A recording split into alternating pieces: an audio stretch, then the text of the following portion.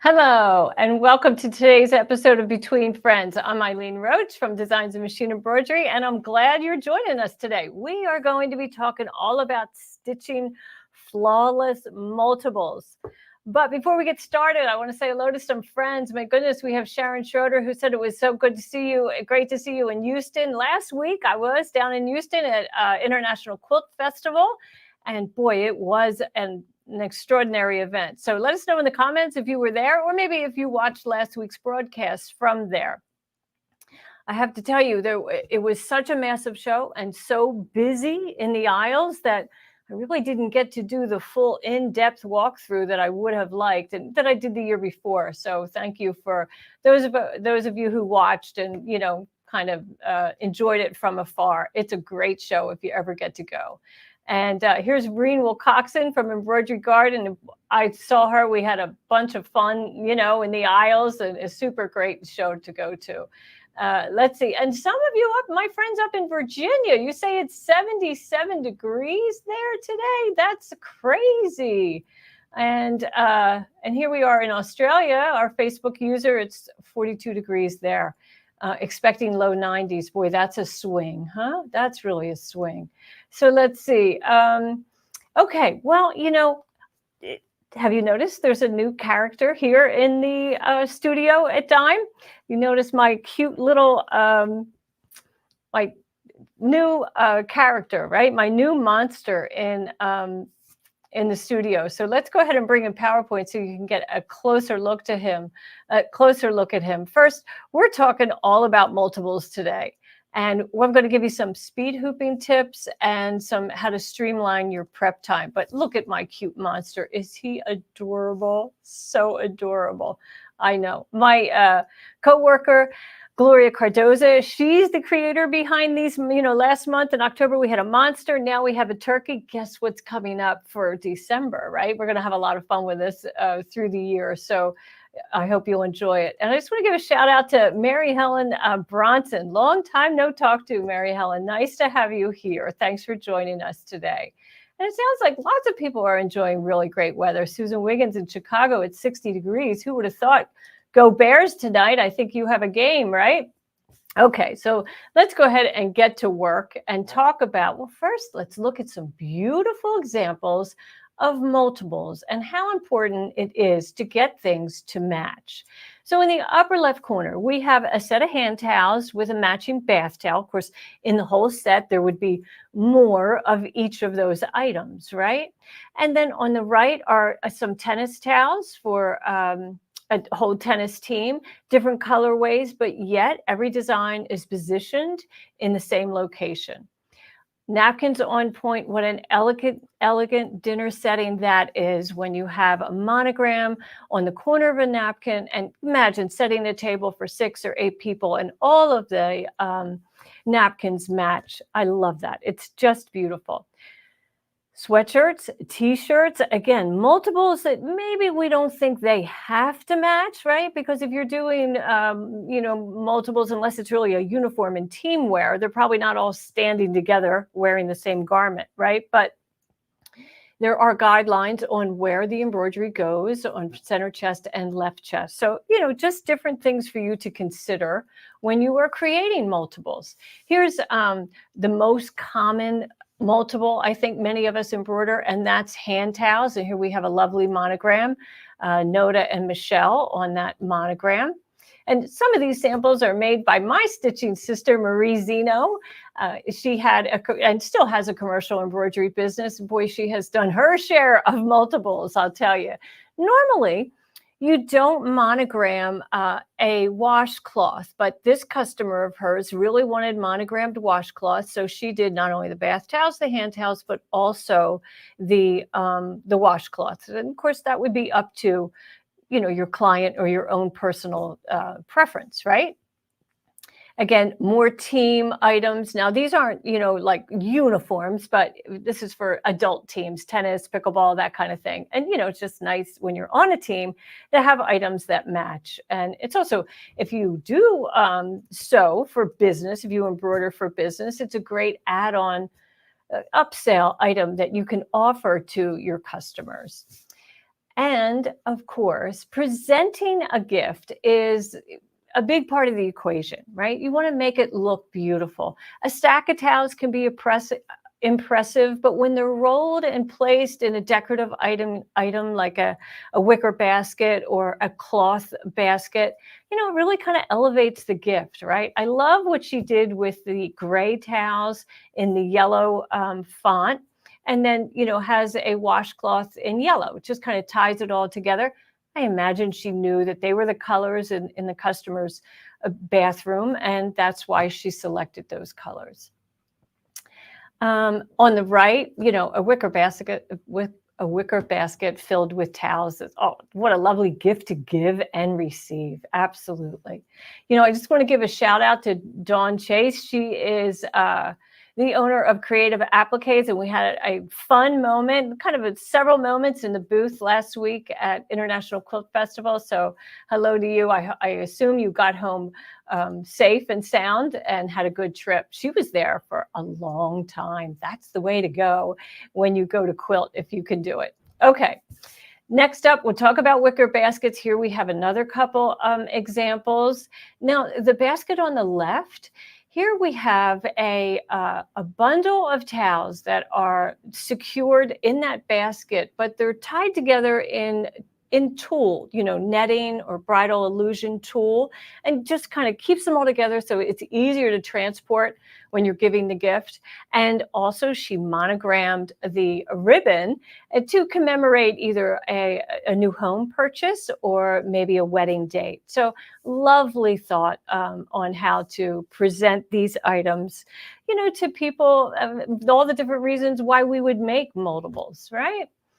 Let's see. Okay, so next up is napkin on point. Now you'll notice in the top left corner of this image, we are showing a template. And that is most certainly how we get our multiples to match. We use our perfect placement kit. And that perfect placement kit, I imagine many of you already have it.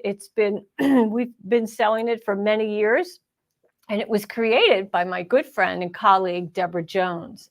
So Deborah Jones, way back in the early 2000s, she did the homework by contacting commercial embroidery houses that did multiples all the time. The people who stitched for Williams and Sonoma, Bed Bath and Beyond back in the day, Lands and Pottery Barn, and found out what's the common denominator? Where are they putting their monograms on these items? And is everybody doing about the same thing? And so that is exactly how, she created this kit, which is awesome, just awesome. So let's see. We have Susan Wiggins up in Chicago. She needs to do 12 Christmas napkins, and you need alignment assistance. Well, you're going to love this because I'm going to show you how you can do it. Probably 12 of them and 2 big hoopings. So super fun. Okay, let's see. And Cheryl Goddard, that you already use them. They are great tools. Once you have a set, you're going to use it over and over and over again. So let's go ahead and start on those tips as to, how we get started, right? Well, the most important thing to keep in mind is to keep this whole process simple. Don't overcomplicate it. Find your blanks, find your designs, select your thread, right? That's what we do all the time and for whatever project that we're working on. But when you're doing this for others or even for yourself, just streamline and keep it simple. How do we do that? Well, limit the font or design options. So if you're doing terry cloth towels, you know every font in your library, no matter what collection you have or software programs, not everyone is going to work on terry cloth. So pull out or eliminate the fonts that have tiny, narrow satin columns or just running stitches, anything that's going to get lost into the nap of terry cloth. There are ways to work around holding down that nap, but truth be told, a skinny column is still a skinny column, no matter what you're doing to that terry cloth underneath. Think of terry cloth towels as, kind of a sturdy, robust item, right? They have that nap, they have a loft, and even though you can tame that, you still want a substantial monogram on it. So select the right one. Next up, limit the color. So if you're doing this, let's say for your niece, right? You're going to make a set of towels for her. Don't bring her into your sewing studio where you have 288 colors of thread. Don't do that. You go and hand pick some that will work, that you know will work, and offer her that arrangement. And then let her decide from there. Okay, so I think what I want to do is take you over to show you a pour selection. Okay, so let's go to the overhead camera, and here you can see this is our perfect placement kit. Comes with 15 different templates. So we're going to go through some of them, not all of them. Common items that we use all the time. So these are item templates. They are not design templates. So they're going to work on, no matter how many blanks you have. But let's take a look at the good one, right? You can really see the N and M there. This one, not so good, right? So I selected a gray thread that is a different color, that most certainly, than the towel base, but it's the same value. So you can barely see it. And then the neon green, the accent color sitting on top of that gray, again, is the same value. So you barely see it. But look what happens when you have the black. Now, I did use our nap blocker. So you probably can't see it, but there is a aqua thread that sits underneath all of this pretty embroidery, holding down that nap permanently. So anyway, that's just a good tip for you to know. But there's another way to kind of streamline that. And that is by eliminating color altogether. So let's go back over to PowerPoint and take a look at this slide. So here, when you emboss on towels, you don't even need, there's no color choice. The blank, the towel itself, is going to tell you exactly what color to select, because you want a color, you want the color of thread to match the terry cloth exactly. So let me show you how I did this in Perfect Embroidery Pro. Really easy to do. So let's go ahead and add that to the screen. There we go. Let me show you how to make that embossed towel in Perfect Embroidery Pro. Start with a simple shape like this fleur-de-lis. This is artwork. And then go to the artwork tool and select the ellipse. And let's just drag and draw an oval around that shape. And then we'll select both. Click on the center align icon. And now with both selected, click on the combine tool. And now it's one piece of artwork. Right click, convert to complex fill. Look at that. And now we have this open area that is the fleur-de-lis, and that will be the shape that we see on our towel. Okay, our stitch length I set at 3.0, and our density needs to be lightened. So I'll move that up to 1. If we'd like to add an accent, select the design, right click, and under utility, you'll find create border. Click on create border, and you'll see that you now have a steel or a satin stitch on the outside of the image and on those interior open areas. So I like to change that to a run stitch, and I'll shorten that stitch length to 2.4. And for a little added punch, I'll turn it into a 2-ply. And then add another color so that my outline stitches in a different color than my embossed area.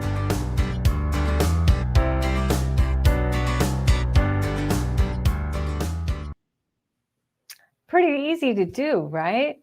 Now, that outline, you can choose to do that in the same color as the towel, or you can, do something that contrasts a little bit just to give it a little bit more definition.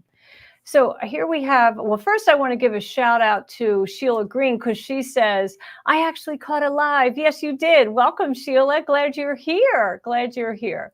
And then we had Connie Chamberlain said, would love to talk to anyone. So chat away, Connie, because you're here at Between Friends, all amongst friends. So we love talking embroidery.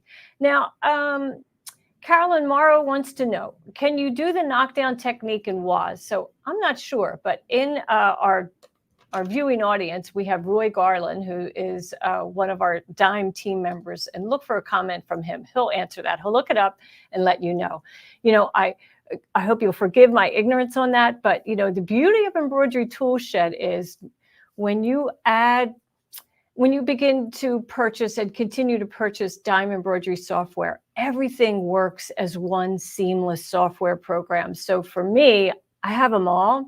I'm not really sure what feature is available in what software. I mean, I could be a little bit more disciplined and know, but just so you understand why I don't know, that's why. And it's really a benefit because no matter if you have 1, 2, 3, 5, 6 of our programs, you're going to have access to all those features in the same screen, which is really cool.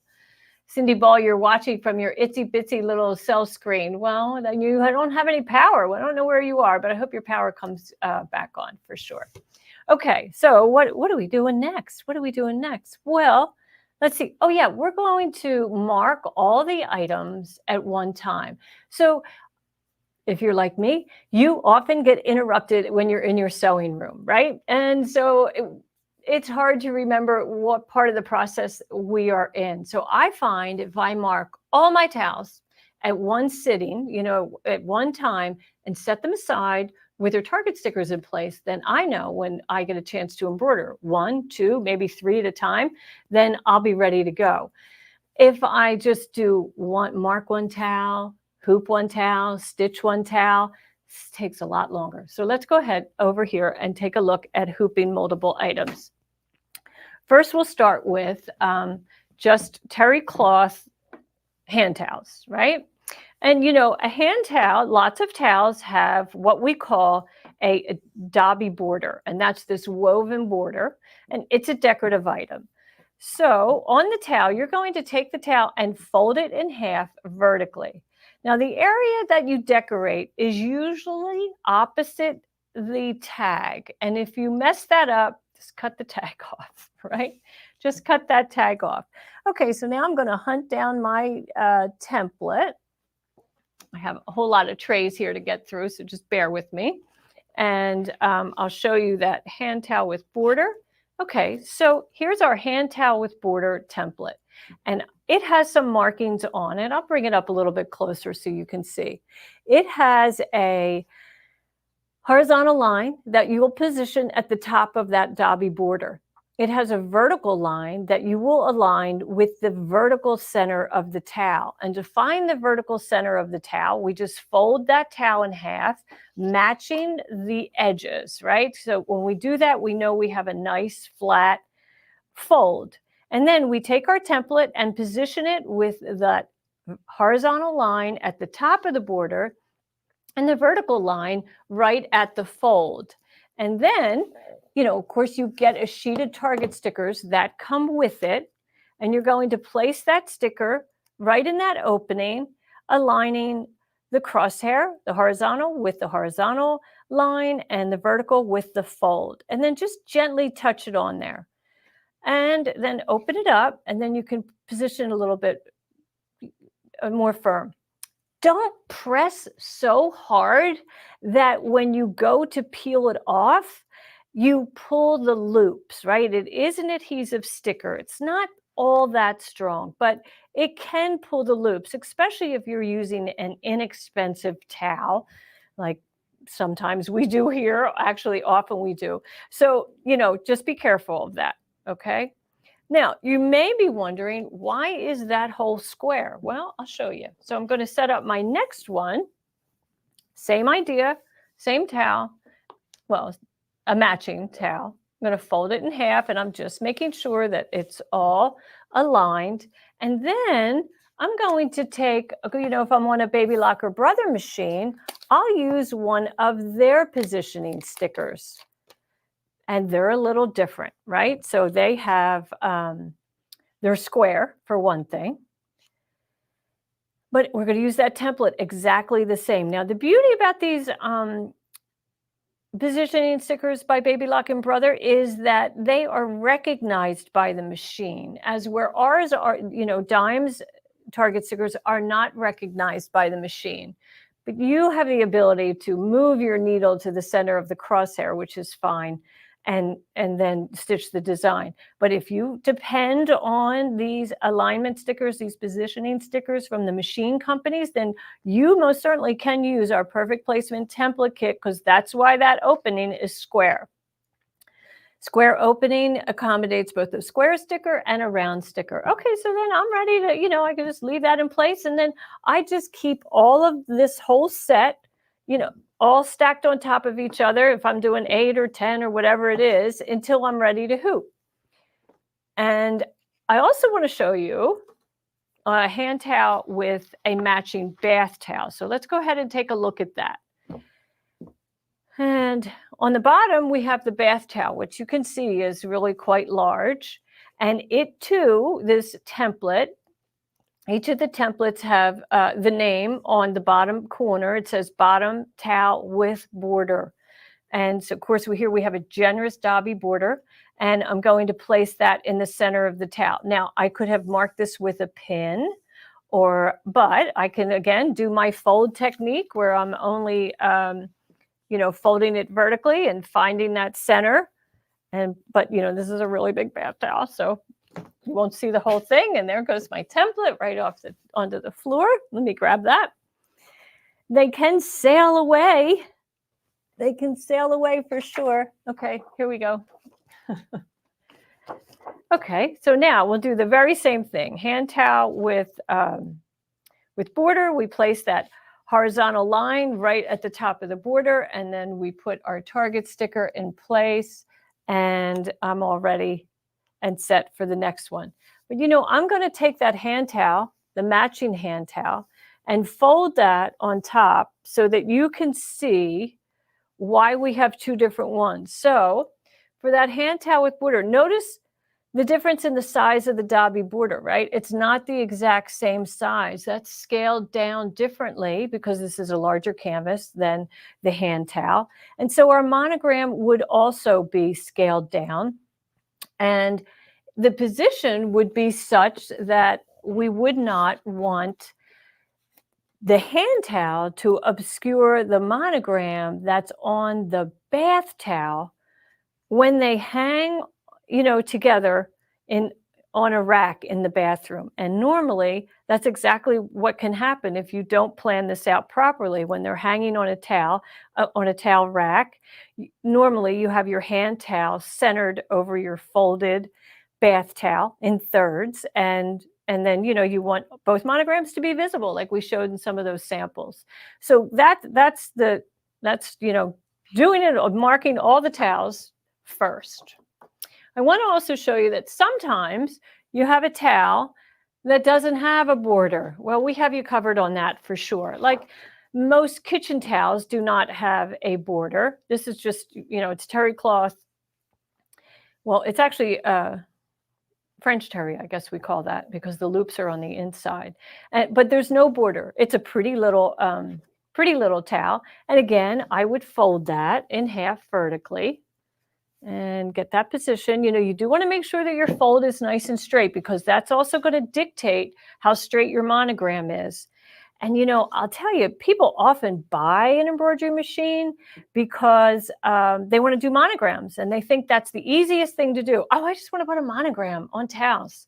It's actually one of the most challenging things you can do as an embroiderer because you have napped fabrics and a single design can be jarringly off, even if it's just off a couple degrees, but so noticeable on a towel because you do have a strong reference line, either that Dobby border on the other or the bottom of the towel. And if your monogram is askew, looks really bad, because most towels are hanging on a rack. So you have that horizontal alignment, at the top of the towel and also the hem. So it's important to get these nice and straight. Okay, so I would do that whole set and get them all ready to go. All right, so that's streamlining the prep of the hoop. And then let's see what's next is, well, and sometimes now that we are all set up, it's time to hoop, right? So if I was doing hand towels and my monogram was like, 4 inches tall or something like that, then I would probably use multiple hoops. Now I know I'm spoiled. I work here at Dime, so I do have access to an awful lot of hoops, definitely tons and tons of hoops, right?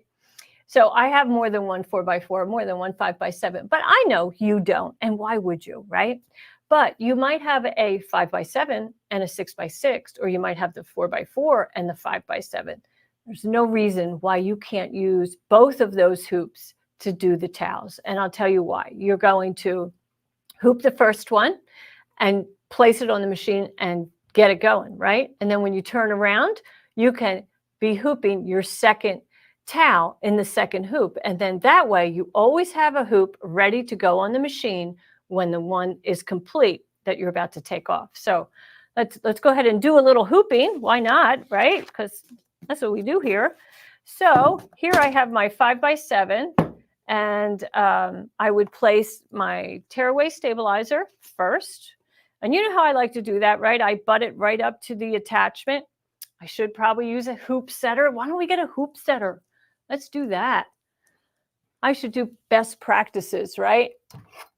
I don't always use the hoop setter because I've been hooping so long without it. But boy, one thing I learned last week in Houston, talking to so many of our embroidery friends down there, that they love the hoop setter because it really helps them keep everything aligned. So here I have remember the hoop setters are sized so they fit perfectly. They have a little channel that fits that metal base. And then I'm just going to place my stabilizer. And yet now it is kind of like sticking up, but that's okay. That's all right. And then I'll take my towel and I'll take the one with the positioning sticker. Here we go.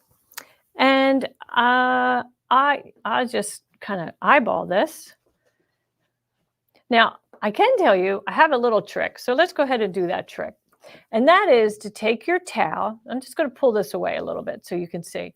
And you have that border, right? So go ahead and fold up at that border because that's a straight line. And then, place your stabilizer there.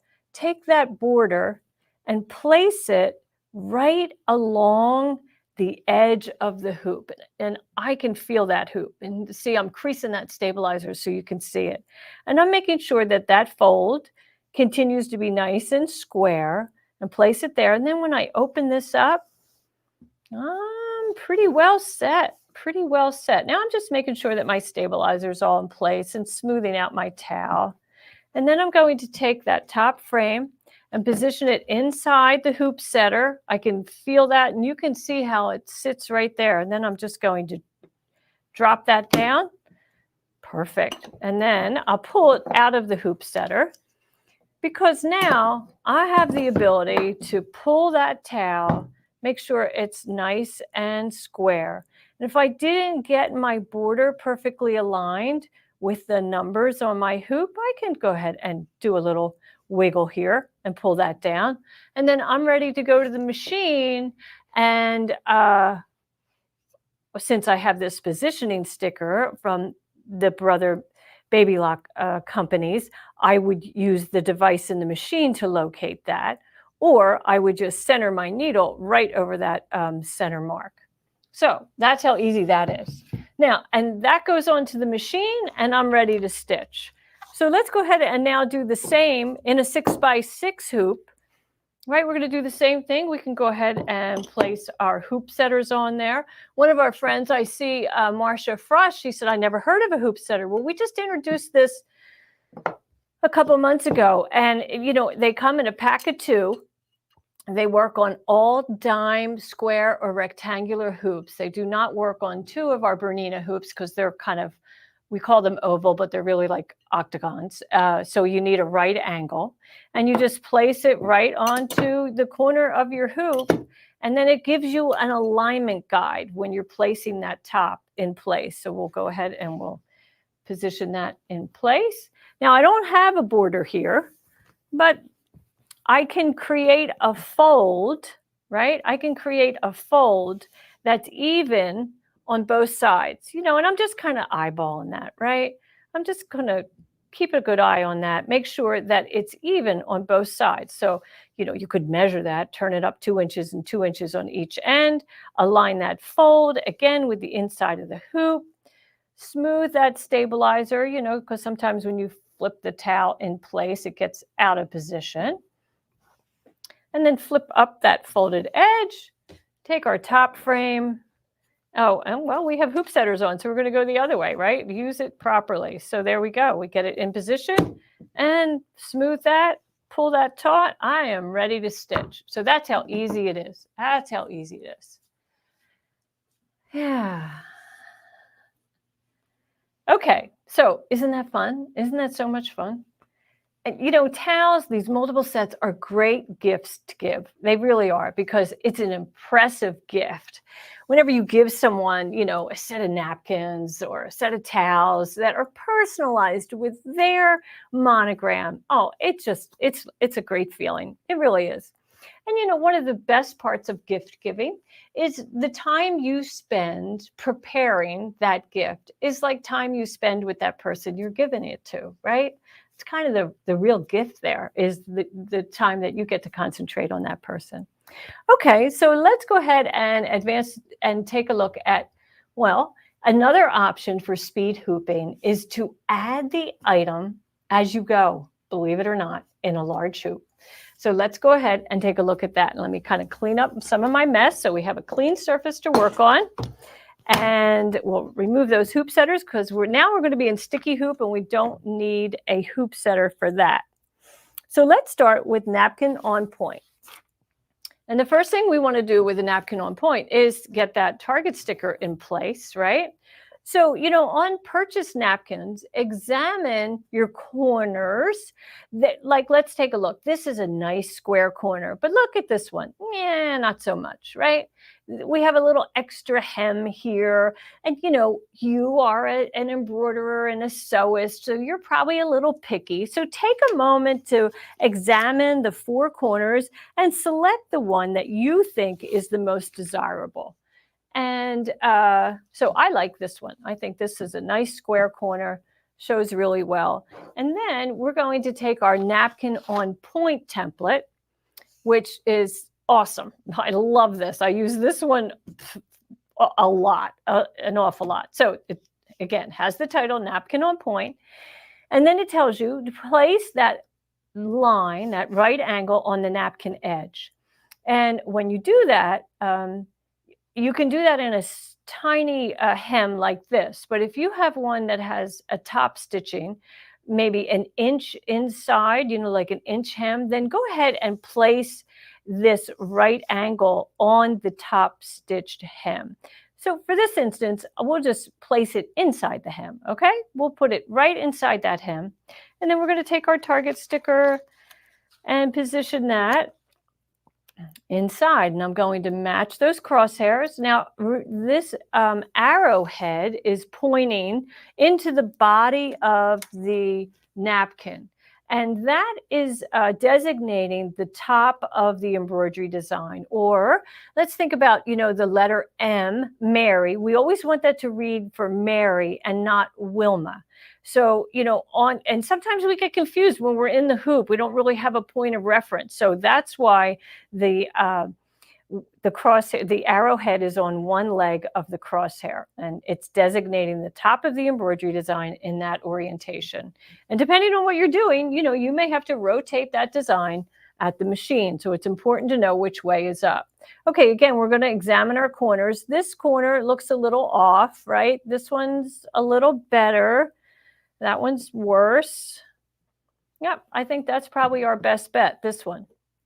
Now, if you make these yourself, well, you're probably in luck because all 4 are probably going to be perfect. So, but look how quick that was, just, to just identify the corner you want to put it on, place that template in place, make sure it's square, and then stitched. All right. I mean, not stitched, but stuck in place. Okay, let's see. Sandra Martinez says, why wouldn't you use a wash-away stabilizer? Well, that's a good question. Napkins are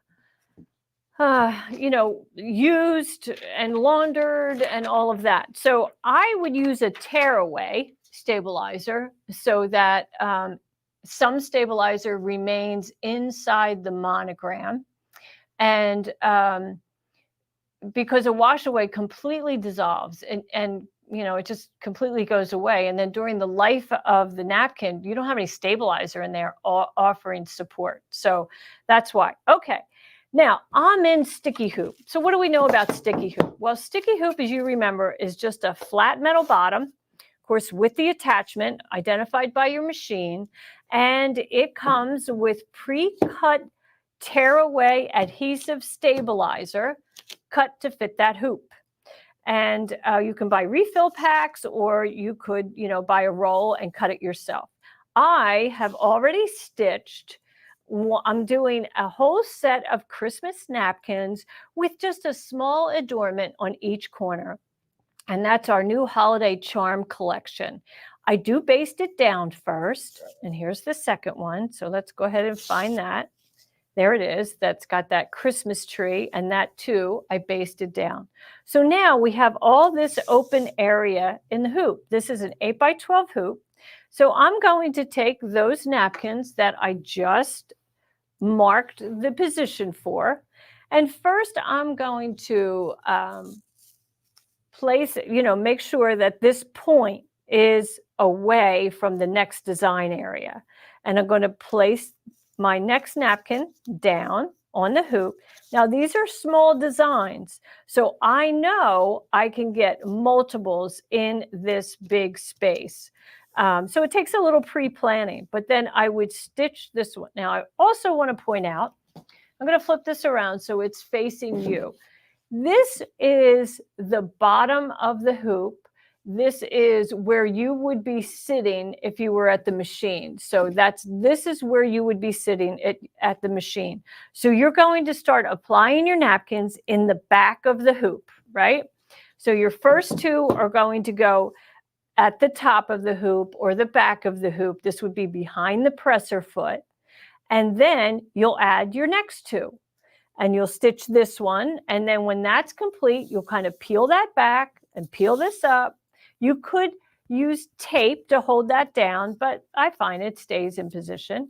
You kind of want to get square, but you have lots of editing features on your machine. Now you're going to stitch the next one. And then when they're complete, you'll pull that up and you'll add a 5th and a 6th. And you have 6 napkins stitched in an 8x12 hoop and probably done in 20 minutes. Of course, these are small designs. And, when you're doing a napkin on point, they are small because the napkin is folded and it's just a very narrow area that is shown when the napkin is folded in a napkin ring.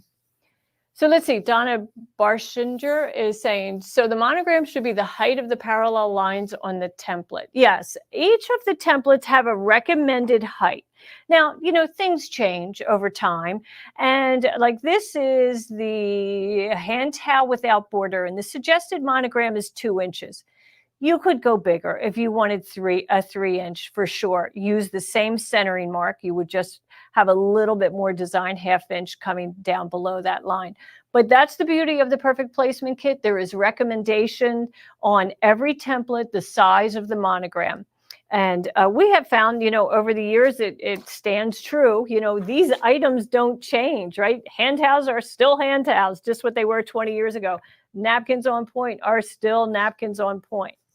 Okay, so that's one way to apply. And so let's just review. We start, of course, you have this big mess here, right? But we started in the back of the hoop, and then we worked forward. And the reason for that is because the napkins are going to lay over the previously embroidered napkin. And that's important, right? We want to make sure that all this excess body, right? I have 2 layers of napkins here now. We want that to lay on top of something that was just embroidered. And then our last 2 will be down there. So for sure. Let's see. Okay, and then I have another set of napkins that I want to share with you, and that's the napkin on the right corner. So let's take a look at this template. So this template's a little bit different. This one actually doesn't have a hole. This one is just assisting you in where it would go. And we suggest that you print a template of your design and position that template so it is located in this area, that the outer edge of your monogram is aligned with these lines, okay? And since, you have lots of options to go really small or big, that's why there's not a hole here. So this is an item template that you would use in conjunction with a regular template, a design template that you're familiar with. But I just want to show you 2 that I've already started. And now I positioned these a little differently. So I'm in a 6x10 hoop, and let me flip this around so that it's in the same orientation for you, so that this is the bottom of the hoop, right? This is what would be positioned next to you if you were sitting at the machine. So the first one I did and positioned and stitched in the back of the hoop over on one side. Now, this design is 3 inches in width and only 1.25 inches in height. And this hoop is only 6 inches. So I knew if I rotated this napkin, I would really have trouble getting 2 napkins side by side. I would have to be a master at placement. And I figured, well, goodness, why bother with that, right? So this is positioned vertically. So I have my Happy Thanksgiving, and maybe you recognize this design. This was our free design last week. I'm going to show you how you can edit that so you can make it work on a corner napkin. So there we have it stitched in this pretty green. And now my next one I've added just below it. Now I'm only going to do a set of 4 in this hoop. So here is my next one. And then for my next position, I already have my template in place. And let me get that out here just a second. I've lost some pieces. What else is new? That's what I do here, right? Okay, so my next one is going to go over here. And what I want to make sure now is, I don't have that on straight. Let's get that on straight.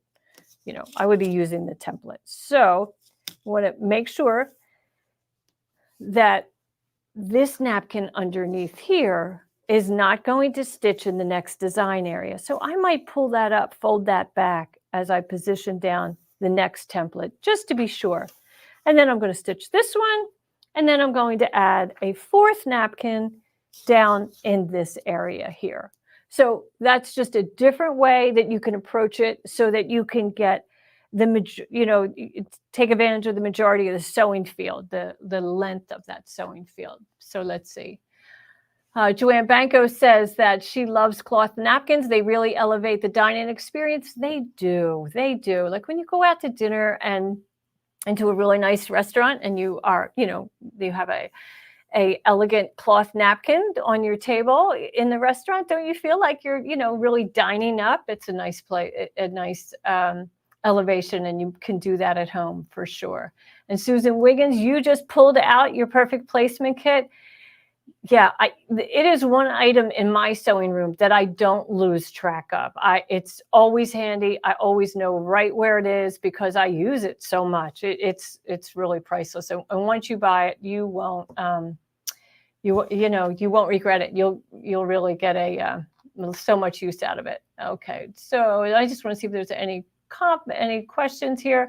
Kathy Colvin, she says, great tips. Hello from sunny Minnesota. Glad to hear it's sunny up there. I love that.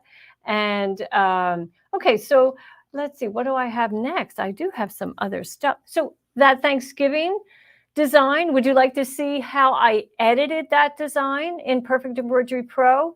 Because that was the free design last week.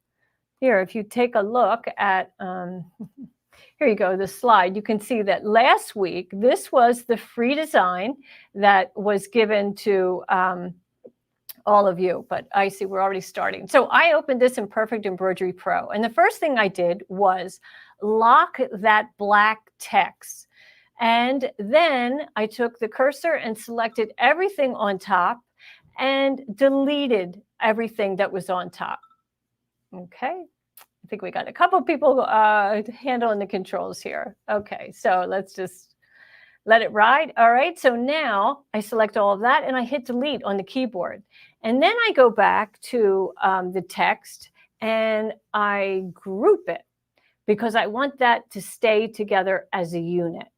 And the next thing I want to do is I want to remove the pink leaf on the left and all of its elements. And I got to be careful that I'm not pulling out any of that black outline of the neighboring design elements. So just kind of little by little, you just kind of click at it. You can use your magnifying tool in Perfect Embroidery Pro so you can get a really good look at those black stitches and know that you're just selecting them. And then on the right-hand side, I want to remove that one sprig, that extra one. And because now I want everything to kind of come from the bottom of the napkin, right? And next thing I will do is select all of the elements on the bottom and group them. So that's a right click with a group, and we'll do the same thing at the top. Make sure that's grouped and select both groups and then center them vertically. And that is it. Then I'll go to File, Save As in my machine format, which in this instance would be PES or JEF, and save it. Now you can see that's the original design that was free last week. So I hope that you all took advantage of it and downloaded it. And if you have software, embroidery, one of Dime's software like Perfect Embroidery Pro or Word Art and Stitches or maybe My Quilt Embellisher, then you can pull apart these elements. The first thing I did was remove that border and then remove the top elements. And then I just had that lovely border on the bottom that looks so nice on that napkin. So let's go ahead and get a look at the overhead camera so you can see just how pretty that's stitched out. And I think they're going to make a really elegant table, right? All on the table. And you can see why if I had that border going all the way around, I think it would look a little odd. So, and I also didn't want that leaf over here, that pink leaf, right? So this just turns it into a completely different element. And you can do that too. When you're in software, in our software, you make sure you are editing the C2S format because that's our native format and you can make all your changes in there and then save it in your machine format. So isn't that fun? Okay. Next, coming up on November 21st is Ashley Jones, and she will be doing her software success all in part 2 of creating custom quilting designs. If you missed the other day, she did it on this past Tuesday. That was part 1, creating custom quilting designs. And it was really informative. So she was in My Quilt Embellisher. But, I bet you learn a lot of tips no matter what software program you have by watching Ashley. And let's see, we love that you are subscribed to our YouTube channel and that you like us on Facebook. When you do that, we know you want more educational content. So we hope that you'll do that and continue to subscribe and like us. Next week, I'm going to be back on Between Friends at 1 o'clock on the 16th. And I have a brand new product line, really, to introduce to you. And it is for Snap Hoop Monster. And it's a way for us to ensure that we are absolutely straight in the hoop, really, and very helpful when we're quilting with our embroidery machine. So I hope you'll join me next week. We're going to have a really great time and learning how we can achieve these perfectly aligned quilting designs on in our hoop, quilting with our embroidery machine, right? Boy, I will tell you, last week at Houston, we learned so many people are really quilting with their embroidery machine. I mean, I've been doing it for 10 years, but actually, well, longer than that, a lot longer than that. But anyway, people are really embracing it, and we couldn't be more thrilled. So next week will be a lot of tips about that. I know you're waiting for this week's design, and you're going to love it because it has a little red truck in it. But first off, let's see what you've been stitching.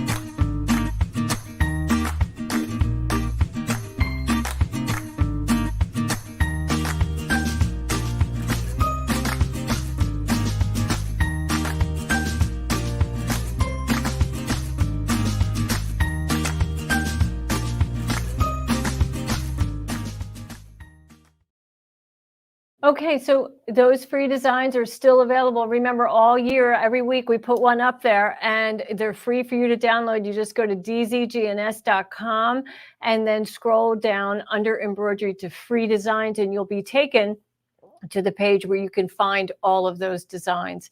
And they will go away on New Year's Eve. So we encourage you to take advantage of them now and download them, because once they're gone, they are gone. And Alicia Evans says that she loves seeing everyone's projects. So do we. And we encourage you to share your project. Use hashtag on the house, hashtag dime sew along, and we'll find it and we'll put your project in that video. We love that. So I know you don't want to wait any further as to this week's design.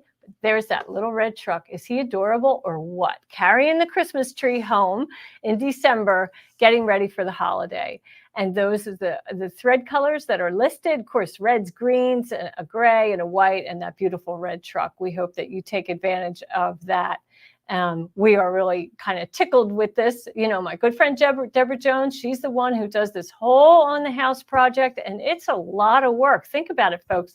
52 designs, one every week, and we're very proud of the work that she's done. So I hope that you'll take advantage of the free design, and I hope that you'll also take advantage of this special on the Perfect Placement Kit. It's only $39.99. There are 15 different templates in there on common items we embroider on all the time. You saw the napkins, both on point and right corner. You saw the hand towels with a border and without a border. Same thing on the bath towels. And what else? There is left chest, center chest, which I didn't show you, but anyway, it's all there for you. And I thank you so much for joining me today. We'll be back next week with a whole new show and a brand new product. See you then.